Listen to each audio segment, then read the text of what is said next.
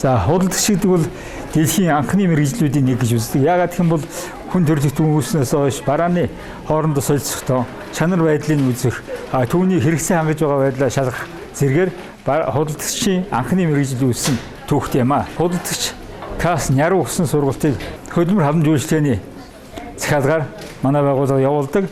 За энэ нэр томьёо бол одоо шинэ цагт бол арай өөрчлөгдсөн. Яагаад гэх юм бол худалдагч буюу зөвлөх өөрөө өөртөө үйлчлэл бүртгэл зөвлөх гэж нэр томьёогоор ажилладаг. КАС буюу мөн хураагч гэдэг нэр томьёотой бараа хадгалтын Няр бол бараа хадгалтын технологич буюу бараа бүртгэгч гэсэн ийм нэр томьёо одоо ашиглагдаж байгаа. Худалдаа бол хэд хэдэн зүйлээс бүрдэж явагддаг ийм одоо үйл ажиллагаа. Нэгдүгээрт нь худалдаалах бараа гэж байх хэвээр, хоёрдугаарт нь худалдаалдаг дэлгүүр гэж байх хэвээр, гуравдугаарт нь худалдаа явуулдаг технологи гэж байх хэвээр, дөрөвдүгээрт нь худалдаа үйлчлэгээ явуулдаг хүн гэж байх хэвээр. За тэгэхээр худалдаа үйлчлэгээ явуулахад хамгийн ихнийх нь асуудал юу гэхээр зэрэг барааны тухай асуудал байдаг. Дааны үйлчлэгээний энэ одоо барааны хэсгийг нь тодорхойлдог ийм шинжилгээ ухааныг бол бараа судлалын шинжилгээ ухаан гэж ингэж одоо нэрлэдэг. За тэгэхээр бараа гэж юу юм бэ гэсэн одоо анхны асуудал гарч ирнэ. Тэгэхээр бараа гэдэг бол хүний хөдөлмөрөөр бүтсэн, за хүний аль нэгэн хэрэгцээг одоо хангах зорилттой, цаашид арилжаалагдахаар үйлдвэрлэгдсэн эд юмсыг хэлнэ гэсэн. Тэгэхээр өөрөөр хэлбэл зах зээл дээр гэрэл сурал болж байгаа хүний гар дээр хараахан очоогүй тэр хэлбэрийг нь бол бараа гэд хэрэглэгчтэй очисон үед нь бол эд юм гэж одоо ингэж ойлгох нь зөв байдаг.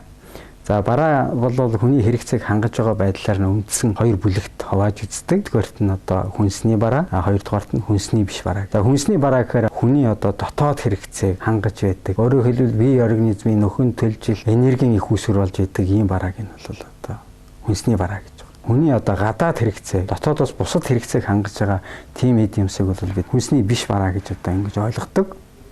За хүнсний биш бараа бол хүнсний бараатайгаа харьцангуй одоо олон нэр төрөл, олон зориулалттай байдаг учраас 20 бүлэг болгож одоо авч үздэг. За энэ дээр одоо хуванцар бараа гэж байна. Энэ хуванцраар хийсэн зүйл байх нь. За химийн бараа гэдэг ахуйн зориулалттай, химийн гаралтай одоо бараануудыг энд одоо нэрлэдэг төрөл бүрийн угаалгын нунтаг гэх мэтийн одоо ийм барааг бол химийн бараанд хамааруулж үздэг. За шил шаазан бараа гэж байна. За энэ дээр шил болон шаазангаар хийсэн эдлүүд байдаг. За барилгын материал гэж байна тийм ээ. Энэ нь одоо барилга барихад зориулагдсан одоо ханы материал, цемент, будаг гэх мэтийн энэ олон зүйлийг хамааруулж хэлнэ. За мебель бараа гэж байна. За энэ бол ойлгомжтой одоо тавилгын зүйлүүд байдаг тийм ээ. Гэрийн ахуйн зориулалттай, конторын зориулалттай ийм одоо тавилгын зүйлийг бол мебель бараанд хамааруулж ойлгоно. За ахуйн төмөрлөг бараа гэсэн одоо бас нэг англи байдаг. За энэ юу гэхээр зэрэг төрөл бүрийн одоо өнгөт болон өнгөт бус төмөрлөгөөр хийсэн ахуйн одоо хэрэгцээнд зориулттай ийм бараануудыг хэлэн. За энд одоо сав суулга, түгжээ, алах хадуур одоо гэх мэтийн одоо энэ бараануудыг хамааруулна. За ахуйн цахилгаан бараа гэж байна тийм ээ. Цахилгаанаас одоо тэжээ гэдэг ийм одоо бараануудыг бол голдуу ахуйн цахилгаан бараанд хамааруулдаг. За энэ дээр одоо хөргөөгч, энтүү, билет гэх мэтийн энэ бараанууд хамаарч байна. За нэхмэл бараа гэж байна. За манайхан голдуу бас бүс бараа гэж ярьдаг. За энэ нэхэх аргаар одоо бий болгосон эд материалыг бол бид нэр одоо нэхмэл бараа гэж нэрлэдэг. За нэхмэл бараа нь одоо торгон нэхмэл, ноосон нэхмэл, хөвн нэхмэл, химийн нэхмэл гэх мэтийн одоо төрөл бүр одоо байдаг. За дараагийнх нь одоо сүлжимэл бараа гэж байна. За энэ нэхмэл бараанаас ялгаатай юу гэхээр зэрэг нэхэх аргаар биш, сүлжих аргаар энэ одоо утас цовимлыг хооронд нь одоо барьцаалдуулж хийсэн барааг бол сүлжимэл бараа гэдэг. За энэ одоо манайхны ярьдгаар нөгөө ноосон, цамц, бэли, ноосон өмд гэх мэтийн ийм барааг бол одоо сүлжимэл бараанд хамааруулна. За дараагийнх нь оёмл бараа гэж байдаг. За энэ нь нэлээд өргөн хүрээтэй ийм одоо барааны төрөл байдаг. За энд төрөл бүрийн одоо бэлэн хувцас, тухайлбал одоо пальто, костюм, плач гэдэг одоо даашинз гэх юм уу. За мөн одоо орд ирний цагаан хэрэглэл гэх мэтийн оёх аргаар хийсэн бараануудыг бүхэлд нь хамруулна. За дараагийн бараа нь бол гутлын зэвэл гэсэн одоо ийм бүлэг байгаа. Энэ нь бол төрөл бүрийн гутал тийм ээ. Хавар намрын, өвлийн, за төрийтэй, төрөөгүй, хагас төрийтэй, за арьсан, савхин, нийлэг эдлэн тийм ээ, зөөлөн, эски, эрзэн гэх мэтийн одоо байдлаар төрөлжигдсэн байдаг. За мөн одоо эрэгтэй, эмэгтэй, хүүхдийн, хавар намрын, зуны гэдэг ингээд гутал бол маш олон төрлөөр ангилагддаг дотроо. За дараа нь суран тонглолын зүйл гэж байна. За энэ бол хөдөө аж ахуйн үйлдвэрлэлтэй холбогдсон одоо зарим эд зүйлийг бол суран тоногдын зүйлд хамааруулдаг. Энэ дээр тэр эмээл, ногт, хазаар, чөдөр гэх мэтийн одоо ийм бараануудыг хэлж байгаамаа. За ангийн үсэн бараа гэж байна тийм ээ. За энд юу гэх тэр зэрэг ан амьтны үсээр хийсэн одоо ийм барааг бол одоо ангийн үсэн бараанд хамааруулдаг. За төрөл бүрийн шүүв, манто, зах тийм ээ. За одоо үстэй гутал одоо гэх мэтийн ийм одоо төрлийн зүйлүүд байдаг. За үн зөөлөн үс идэл гэж байна. Энэ нь одоо голдуу төл мал болон гэрийн тэжээвэр малын одоо үс арьсаар хийсэн барааг бол зөөлөн үс идэл хамааруулна. За жижиг бараа гэсэн нэг юм бүлэг байдаг. За энэ бол бусдаас онцгой бүлэг юу гэх тэр зэрэг овроор нь одоо тэр барааг тусгай нэг англи болгож ингэж төрөлжүүлсэн ийм одоо бүлэглэл байгаа. За энд бол овор багтай одоо ховонцор байдаг юм уу, металл байдаг юм уу. Төрөл бүрийн одоо ийм бараануудыг одоо хамааруулж ойлгодог.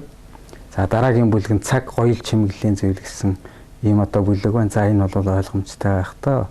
Цагны төрлүүд орно тийм ээ. Ханы, ширээний, бугуйн гэх мэтийн цагнууд байхнаа. Нөгөө талдаа юу гэх тэр зэрэг одоо гоёл чимэглэлийн зүйл болсон эмэг, бүүж, энгэрийн болон хүзүүний зүйл гэх мэтийн ийм барааг бол энэ бүлэгт хамааруулж ойлгоно. За үнэртэн гоо сайхны бараа гэсэн бүлэг байна. За энэ бол манай эмэгтэйчүүд одоо сайн ойлгодог ийм бараа байгаа.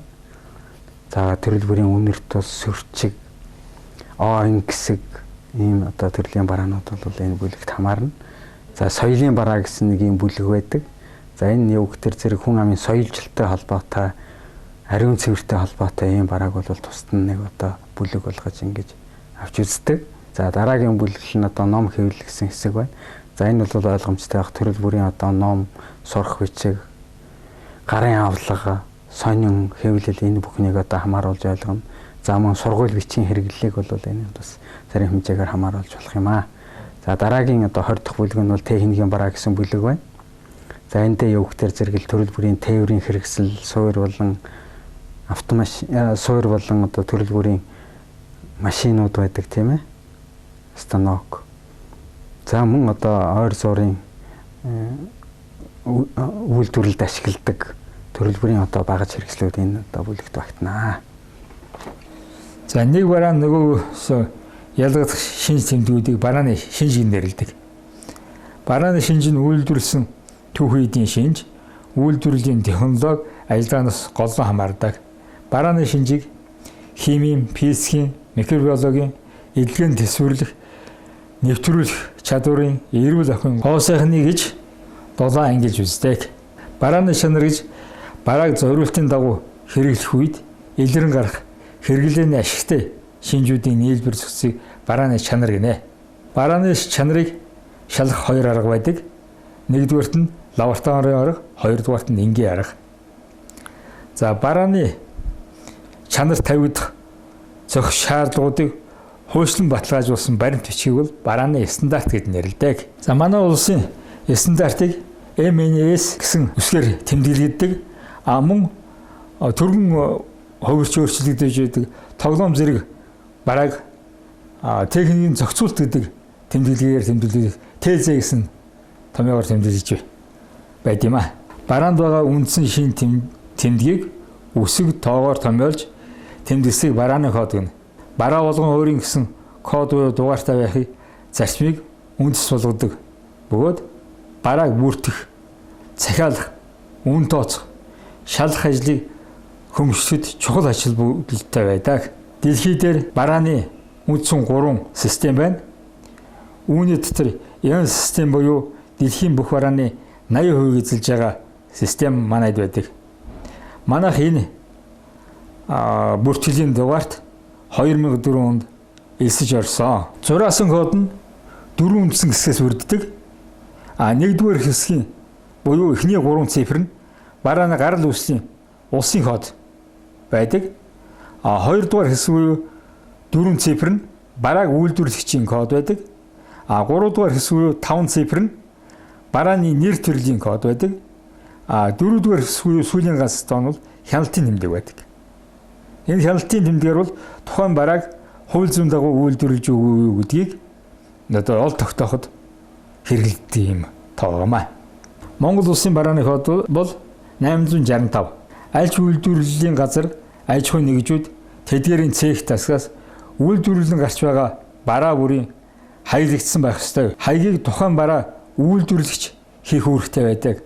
За хаягнд үйлдвэрлэгчийн нэр, үйлдвэрлэгчийн хаяг, стандартын дугаар, барааны нэр, тоо хэмжээ, барааны тухай товч мэдээлэл, тухайлбал найрлага, орц, хэрэглээ, арчилгааны арга тэжээлийн шин чанар гэх мэтийг үйлдвэрлэсэн болон хэрэглээний зохистой хугацаа, хадгалтын онцлог нөхцөл зэргийг заасан байх ёстой. Хадгалах нөхцөлд нь бол агаарын харьцангуй чиг, агаарын температур, гэрэлтүүлэг, эрүүл ахуйн нөхцлүүд чухал үүрэг гүйцэтгэдэг. Барааны хаягдланд барааны тэмдэгтүүд чухал үүрэгтэй байдаг. Барааны тэмдэгт гэдэг нь төрөл бүрийн барааны шинж чанар, хадгалалт, тээвэрлэлтийн нөхцөл, арчлах болон хэрэглэх арга ажиллагааны онцлог нөхцлүүдийг зургаар болон бичгэлгээр нийтэд ойлгомжтой хэлбэрээр илэрхийлсэнийг барааны тэмдэгт гэж ойлгож болно.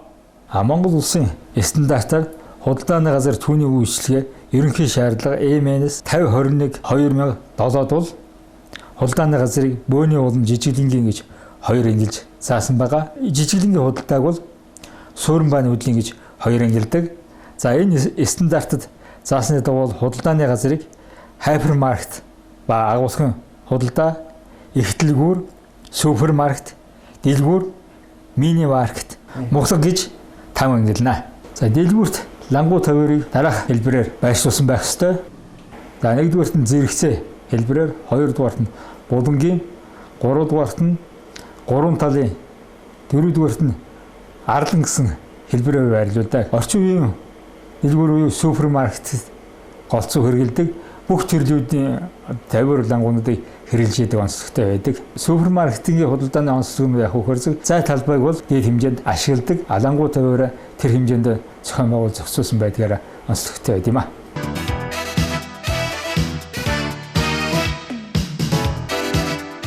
Дэлгүүрт бараа худалдаалах бүтцийг дотор нь хоёр ангилж үздэг. Нэгдүгээрт нь үндсэн үйл ажиллагаа, хоёрдугаарт нь туслах үйл ажиллагаа гэж хоёр ангилжид. Үндсэн үйл ажиллагаа нь бараа худалдан борлуулах, худалдаа өгч үйлчлэх үйл ажиллагааг бол үндсэн үйл ажиллагаа гэж нэрлэдэг. Бараагаа өөрч хураах, хольж найруулах, тордлогоо цэвэрлэгээ хийх энэ үйл ажиллагааг бол туслах үйл ажиллагааг нэрлэдэг юм а. Бараа худалдаалахад дараах технологиг мөрдлөг болгож ажиллана. За тэгэхээр зэрэг худалдаа үйлчлэгээ эхлэхээс өмнө худалдааны ажилтнууд барааг өөрж байршуулсан байх үүрэгтэй. Худалдааны танхимд орж ирж байгаа барааг бол 3 ангилж үздэг. Нэгдүгээрт нь ажлын нөөц, хоёрдугаарт нь сэлбэх нөөц, гуравдугаарт нь үзүүлэнгийн гэсэн 3 ангилж үздэг. Төрөн гэмтгч барааг худалдааны танхимд 2-3 цагийн өмнө оруулж байршуулсан байх ёстой байдаг. Хадгалах төсвөртэй бараануудыг бол тухайн өдрийн хэрэгцээ хангах байдлаар нь оруулж өрж байршуулсан байх ёстой байдаг. Үйлчлэгээ эхэлсэн хойно давхцуулж ажлуудыг хийж үүсгэж болдоггүй маа. За худалдааны танхимд барааг өрж байршуулах үйл ажиллагаа бол худалдааны гол ажлуудын нэг байдаг. За худалдааны танхимд барааг байршуулахдаа дараах шаардлагуудыг хангасан байх ёстой байдаг. Үүнд өргөн сонголт хийж болох хугацаар олон нэр төрлийг байршуулах, хоёрт нь худалдаанд тасалдахгүй байх барааг сонгон байршуулах, гуравт нь худалдаа өгчд аль болох ойроос үзэж харах боломжтой байх, дөрөвдүгээрт нь барааны хөрш байж болох журмыг мөрдөх. За энэ дээр тайлбарлах ёстой. Хөрш байрлуулна гэдэг бол одоо жишээлх юм бол гурил удааны дэргэд чиг их татамтгай барааны дэргэд бол чиг их дийдэдэг. Төмс хүнсний ногооч гэдэг юм уу, жимс гэх мэтийг байршуулж болохгүй. Мөн одоо лак, хүнсний удагч гэх юм уу, одоо үнэр их гаргадаг химийн бодисууд ахиагуулгдсан юм бараануудыг хүнсний бараатай ойрцоо байрлуулж болдоггүй юм учиртай. За дараагийн дугаарт нь барааны бүлэг бүрийн хэвшид огцсон өөрчлөхгүй байх. Дагалдах барааг үндсэн барааны зэрэгцээ байршуулах. Шинэ барааг болон яаралтай борлуулах шаардлагатай барааг одны хараанд өртөх газарт байршуулах. Овор ихтэй ба хүнд жинтэй барааг худалдаа өгчийн урсгалын төгсгөлд буюу гар хаалганы ойрцоо байршуулах. Барааг үзэж сонгоход худалдаа өгчд хамгийн аятай тухтай байдлыг бүрдүүлж өгсөн байх. Бараа өхний үнийг хөдөлмөрчид үзэгдэхээр байрлуулсан байх ёстой. Энэний дагуу энэ супермаркет бол бараа өхний үнийг шишгийг бол зөв байрлуулж өгсөн ийм онцлогтой харагдаж байна. Бараануудаа хүний харцны чиглэлд тохируулан төв ба баруун гар талын аргыг хэрэглэж байршуулсан байх. Бараа худалдаалах байрны хамгийн тохиромжтой нөхцөл гэдэг нь бол хуурай, цэвэр, гадны ил үнэргүй агааржуул сайтай нэмэх 18-ээс дээшгүй хэмтэй 65-аас 70% харьцангуй чигтэй байх нь зохимжтой байд юм а. Зарим барааг хадгалах, худалдаалах гормын талаар авч үзье. За нэгдүгээрт нь хатуу чихрийг үйлдвэрснээс 6-аас 8 сар, хоёрдугаарт нь зөөлөн чихрийг 1-ээс 2 сар, үрлэн чихрийг 3 сар, ирээс чихрийг 3 сар, төрөл бүрийн цагирган боовыг 14 хоног, мөөхийг 10-аас 14 хоног, өндөгтэй боорцыг 14 хоног, хэвийн боовыг 15 хоног, маахуур, майурыг 14 хоног, шанстай боовыг 10 хоног, бялууг хөргөчтэй нөхцөлд 36 цаг, хөргүүргүй бол 12 цаг. За өрөмцөр бялууг 15 хоног, өрөмцрийг 1-ээс 3 сар, тэргүүн боовыг 2 хоног, төрөл бүрийн маримладыг 2-оос 3 сар, жинэмийг 1-ээс 3 сар, далхыг 16-аас 36 цаг хооронд худалдан борлуулж хэрэглэн шилжүүлсэн байх ёстой байд юм байна. За өндгийг хөргөлтөхий агуулгад шалнаас 0.2 м, ханнаас 0.5 м, таазнаас 0.5 м-аас баггүй зайд хурц үнээр бүхий бүтээгдэхүүнээс тусад нь хураана. Асхнаас хасах 2 хэмд хадгална. Сүүн бүтээгдэхүүнийг худалдааны зааланд 2-оос 3 цагийн дотор худалдаалах хэмжээгээр тоосож оруулж байршуулах ёстой. Сүм бүтээгдэхүүний мөн зориултын тээврийн хэрэгслээс тээвэрлэх ёстой. За ямар нөхцөлд хадгалдгийг үзүүлье. За шилтэй бетонтой сүв 8 хэмээс дээшгүй дулаантай байранд 36 цаг хадгална. Хөргүүргүй байранд бол хадгалахыг хориглоно. За цөцгий хөргүүртэй нөхцөлд 36 цаг, хөргүүргүй нөхцөлд хадгалахыг хориглодог. За арцыг хөргүүртэй нөхцөлд 72 цаг, хөргүүргүй нөхцөлд 12 цаг, тараг хоормгийн хөргүүртэй нөхцөлд 72 цаг, хөргүүргүй нөхцөлд хадгалахыг хориглоно. Заримг мөн хөргүүртэй нөхцөлд 6-аас 12 цаг, хөргүүргүй нөхцөлд хадгалахыг хориглодог юм а. За махмахан бүтээгдэхүүнийг ариун цорын шаардлага хангасан үл зэврэх төмрөө доторсон хөргүүр үхий хадгалах хөрөө нэмэх 8-аас дээшгүй хэмтэй байх шаардлагатай. Мөн хаалга цонх зэргээр нь ялаа шавж орхоогүй хамгаалагдсан байх ёстой байд юм а. Хөлдөөсөн мах хадгалах байр нь хасах 18-аас 24 хэм байх ёстой. За төмөс хүнсний нөгөө жимс чимсгэнийг тээвэрлэхдээ чанарын шаардлагыг нь алдагдуулахгүйгээр тээвэрлэх ёстой. За төмөс хүнсний нөгөө жимс чимсгэний хадгалах байр нь нэмэх 2-оос нэмэх 5 хэмийн дулаантай 80-аас 85% харьцангуй чигтэй байр байх шаардлагатай байдаг.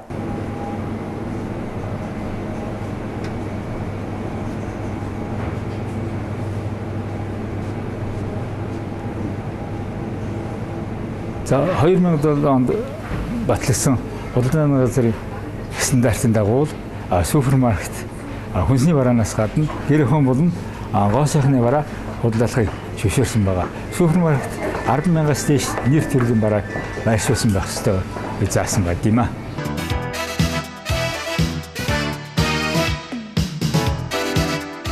Худалдааны ажилтнанд тавьдаг гоо зүйн шаардлага гэж байдаг. Худалдааны гоо зүйг хамгийн ихээр үзүүлж харуулдаг зүйл бол барааны өөрөлт тураалт байршуулт байдаг. Нөгөө талаар худалдагчийн зан харилцаа, хувцлалт, түүний хөдөлгөөн энэ бүхэн бол чухал нөлөө үзүүлж байд юм а. Худалдагч нь ажлын байран дээр зориултын хувцсан мөсөн байх шаард. За худалдагч нь ажлын байран дээр формын хувцас буюу халаад мулгай мөсөн байх ёстой байдаг. Худалдагч нь ажлын байран дээр амын рекламыг товч тодорхой хийж сурсан байх ёстой. Худалдагчийн үндсэн ажлын нэг нь бол одоо худалдаа өгчд үйлчлэх ёстой байдаг. Худалдагч нь үйлчлүүлэгчтэй харьцан дээргэцээгээр хизээш худалдаа өгчийн зөв гэдэг зарчмыг бол байнга мөрөдлөг болгож ажиллах ёстой.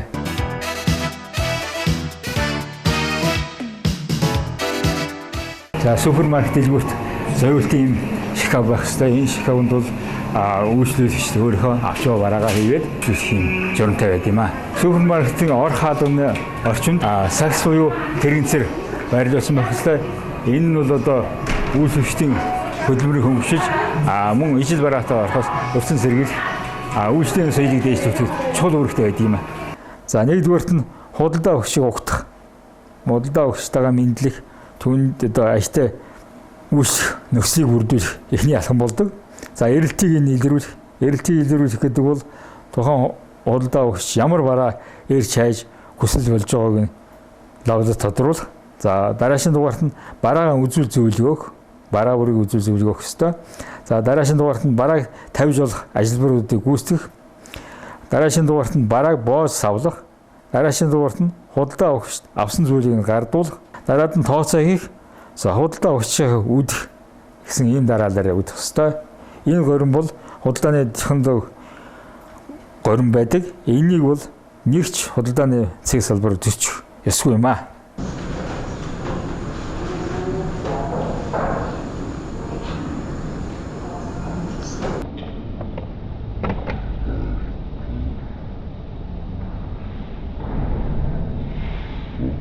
Худалдаа үйлчлэгээний хөрөө өргөчхийн хэрээр нэмэлт үйл ажиллагаанууд бас өсөн нэмэгдэж байдаг. За нэмэлт үйл ажиллагаа гэж юу хэлдэг юм бэ гэхээр зэрэг худалдан авсан барааг нь гэрт нь хүргэж өгч болно. Техникум болон мебель барааг нь хүргэж өгч, угсар суурлуулж, байрлуулж, тохируулж өгч болно. Худалдсан нэхмэл барааг сонирхсон завгаараа нисгэж өгөх, кафетерингийн үйлчлэгээ үзүүлэх, барааг төр хугацаагаар хадгалах, дурсгалын бичээс чимээл хийж өгөх, зөвлөгөө өгөх, суглаа гаргах, урамшуул хямдрал зарлах, бэлэг боож өгөх гэх мэтчлийн үйлчлэгээнүүдийг бол нэмэлт үйлчлэгээ гэж нэрлэдэг.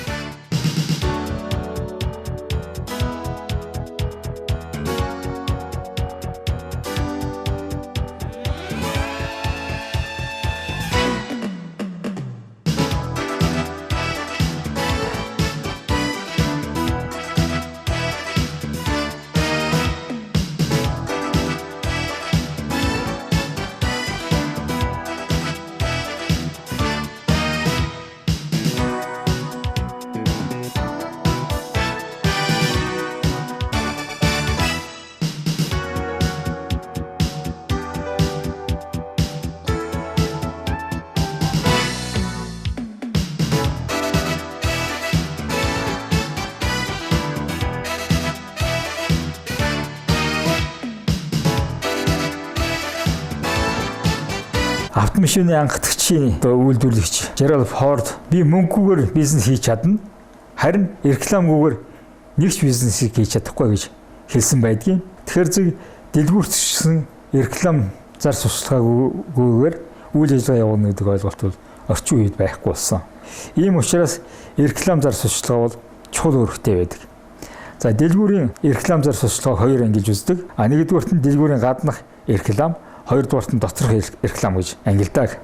Дэлгүүрийн гаднах рекламд нь каталог, хэвлэмэл хуудас, хэвлэлийн реклам, зар, телев радио реклам багтана. Энэ реклам нь нийтэд зориулагдсан байдаг. За дэлгүүрийн доторх рекламд нь цонхны хорго, барааны үзүүлэн, сабглоо бодлын реклам, худалдагчийн аман реклам багтгууд гол төлөв үйлчлүүлэгч зориулагдсан реклам байдаг. Хорго үзүүлэн хийхдээ дараах зүйлийг анхаарах ёстой. Худалдаанд байгаа бараагаа жинхэнэ бие цагаараа тавих ёстой. Тухайн бүр нь сольж байх ёстой. Шинэ барааг тавих, зэгцэлтүүлэхээс зайлсхийх, нэг нь нөгөөгөөс халахлахгүй байх ёстой. Задардаг барааг угсарсан байдлаар нь байршуулах ёстой. Хөрш байршуулах нөхцөлийг нь хангасан байх ёстой. Бараа бүр шошготой байх ёстой. Ашиглах арга, шинж чанарыг бичиж тавих зэрэгээр барааг байршуулсан байна.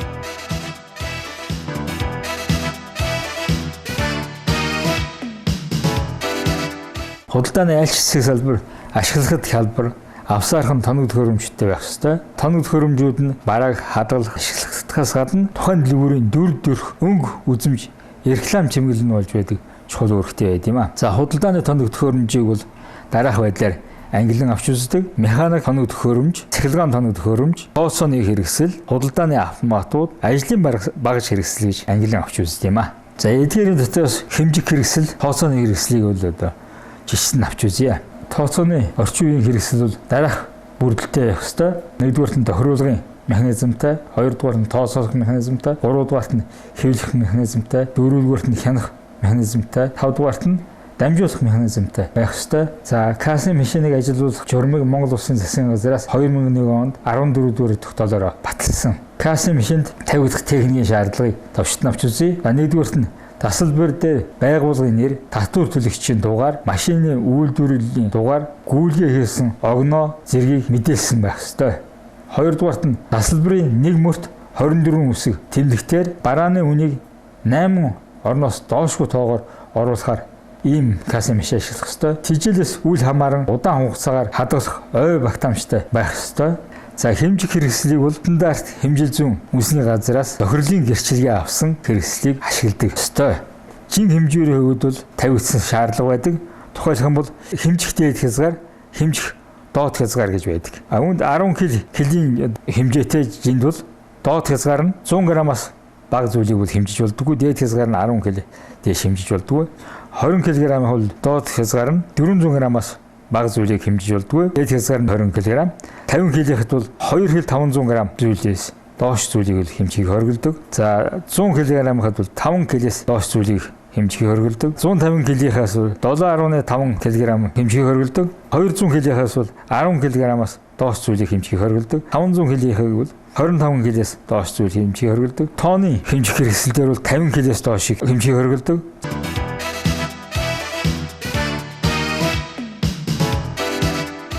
За нярунд зөвхөн барааг тоож бүртгэж бүрэн бүтэн хүлээж өгч хүлээж авч явах үүрэгтэй биш. Мөн барааг хадгалах технологиг нарийн мөрдөж явах ийм үүрэгтэй байдаг. За барааг агуулгад хадгалж байршуулахдаа зориултын тавцсан буюу поддон дээр шалнаас 0.12 м зайтай хан буюу гэрэлтүүлгийн хэрэгсэл цахилгаан дамжуулах шугамаас 0.5 м зайтай.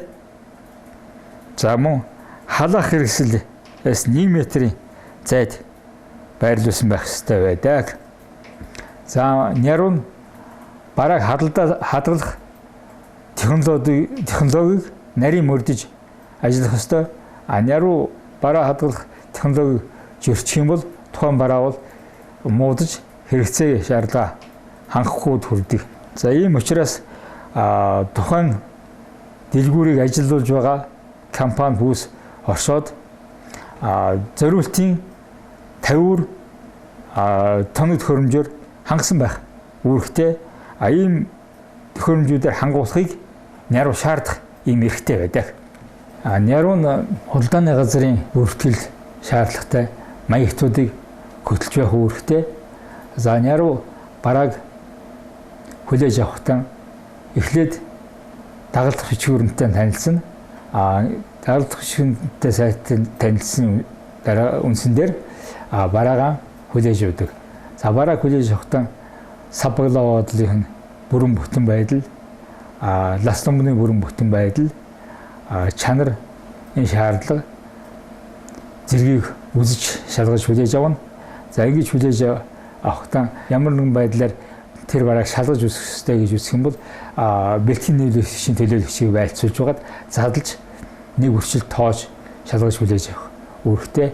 Энд бараа дутах юм уу, гэрэн заасан чанарын шаардлага хангаагүй эсвэл үнийн зөрөөтэй бараа ярьсан тохиолдолд бол бэлтгэн нийлүүлэгчийн төлөөлөгч байлцуулан акт үлдэж буцаах уу үнийг хямдруулж хүлээж авч болох талтай. За няруу барааг хүлээж аваад орлогын падан үлдэж бэлтгэн нийлүүлэгчд хариу өгнө. За няруу нь бараагаа агуулгын бүртгэлд бүртгээд бүртгэлээс энэ одоо хөдөлгөөнийг тэмдэглэж байх ёстой байдаг. За мөн одоо хөдөлгөөн бүр дээр заавал падан бичиг баримтуудыг бүрдүүлж явах ийм үүрэгтэй байна. Дэлгүүр зэг салбар дээр төр халдагдаж байгаа төрөлбөрийн бараа стандартын дагуу одоо урьж хураагдсан байх ёстой. За юугтэр зэрэг ханнаас хэндий, шалнаас хэндий байх ёстой. За энэ юугтэр зэрэг янз бүрийн одоо бас нөхцөл байдлаас шалтгаалаад усан давтахч байдаг юм уу? За хагарч гэмтсэн одоо нэг нөгөөдөө нөлөөлөгч байдаг юм уу? Ийм байдлаас сэргийлэхийн тулд заавал шалнаас хэмдэрсэн байх ёстой. За хоёрдугаар шалнаас хэмдэрэх гол шалтгаан нь юугтэр зэрэг бас цэвэрлэгээ энэ тэрийн асуудлыг хийх, бараг найс цайсан зөвөд байршуулахад бол энэ явдал нь төхөмтэй байдаг. Тийм үед анхаарах ёстой асуудлыг тэр зэрэг бараг хэдэн үеэр давхарлаж хураах уу? Агаар жуултын нөхцөл ямар байх вэ? Агаарын урсгал бол чөлөөтэй хангагдаж байх ёстой. За ялангуяа хүнсний одоо зарим нэр төрлийн бараа бол юугтэр зэрэг орчин зон чиглэлийг бий болгох юм уу? Энэ бол нэг бараа нөгөөдөө чанарт нь нөлөөлөх ийм нөхцөлийг үүсдэг. Тэрнээс энэс зайлсхийхийн тулд бол агааржуулах, салхичуулах энэ асуудал бол ач холбогдолтой байдаг юм аа. Няруу дээрч тэр худалдагчийн ажил дээр шигсэн тоолго тооцоо явуулах ёстой. За тоолгыг явуулж байгаа хэлбэрээр нь бол хоёр ангиж үздэг. Нэгдүгээрт нь гинтийн тоолго, хоёрдугаарт нь төлөвлөгөө тоолго гэж хоёр ангиж үздэг. За тоолго хийсний дараагаар заавал акт үйлдэж явах ёстой. Актыг бол нэгтлэн үйлдэнэ. За тоолгын дараагаар бол ямар бараа дутуу, ямар бараа нь илүү тоолго ёс журмаараа явагдсан уу? Мөн ямар барааг актл тусдах уу? Хэний хариуцлага суулж энэ бараа муудуу гэх мэтлэнгийн асуудлуудыг бол мөн давхар шийдэж өгч явах хэрэгтэй байдаг.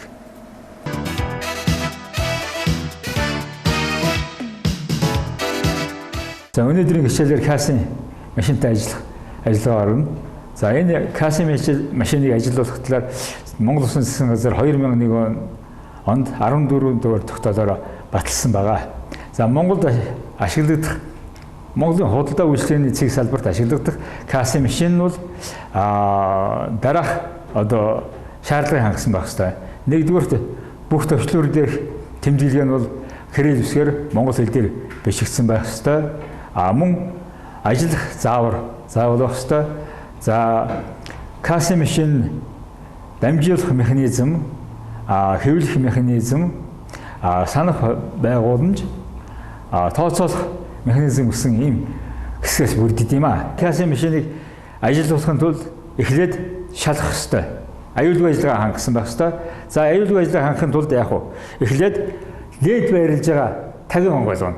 Лент зөв байралдаа байна уу гэдгийг шалгана. За энд тохиолдолд лент зөв байралдаа байна.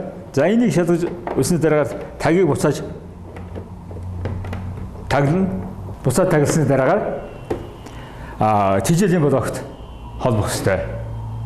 За ингээд тижээлийн блокт холбоод дэлгэсэн дээр дөрвөн ширхэг зураас гарна.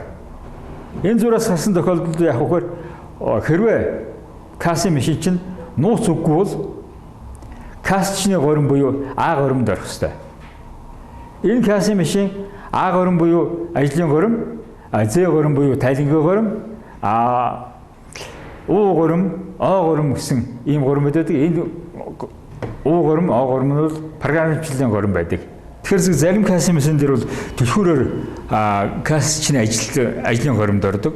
Энэ биднүүсийн дадлага гэх чинь ОК 102 хэд бол горим гэсэн төвчлөрийн дарж ажлын горимд ордог юм учиртай маа. За одоо хэдүүлээ яаж бичихийг дадлага хийж үзүүлье. За одоо дэлгэсэн дээр нууц үг А гэсэн гарч ирж байна. За одоо нууц үгээ оруулах ёстой. Нууц үгээ оруулаа А гэсэн горим орж ирлээ. За тэгэхээр зэрэг нэгтлээд бичих барааныхаа тоо ширхэг буюу жинг оруулах ёстой. За жишээлх юм бол 5 ширхэг бичээ нэг өрөөх нь 350 төгрөг гэж бодъё. 350 төгрөг. Хэдвэр засаг дээр байгаа дарна. Дараад нь яах вэ? 6 хэл элсэн сахар авъя гэж бодъё. 890 төгрөгийн үнэтэй нэгдүгээр засаг дээр байгаа гэж байна. За ингээд худалдаа өгчийн авсан бараа бичигдэж гүйслээ. Энэ үед бол завсрын дүн гэсэн төвчлөрийг дарна. Тэгэхээр зэрэг хэдэн төгрөг хураах талаар дэлгэсэн дээр мэдээлэл гарч ирнэ. Одоо худалдаа өгчийн өгсөн мөнгийг оруулах ёстой. Худалдаа өгчийн мөнгөийг оруулаад дүн төвчлөрийг дарсан тохиолдолд бол худалдаа өгч хэдэн төгрөг хариулах мэдээлэл дэлгэсэн дээр гарч ирнэ. За ингээд худалдаа өгчид кассыг дасалж өгснөөр энэ удаагийн үйлдэл дуусчаа. Мөн касын машинд бол яг хөөр буруу үйлдэл хийгдсэн тохиолдолд түүнийг залруулах, засварлах ийм горим байдаг.